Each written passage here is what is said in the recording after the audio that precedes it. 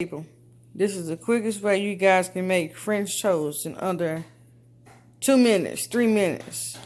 With this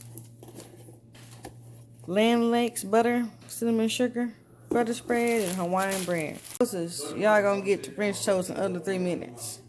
Right here in the toaster, Black & Decker toaster. It's Hawaiian bread.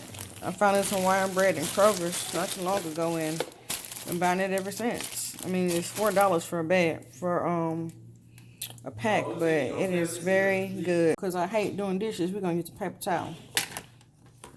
And this is how the butter looks. You can tell it's full of cinnamon and all that good nice stuff. And you're just going to spread it on there.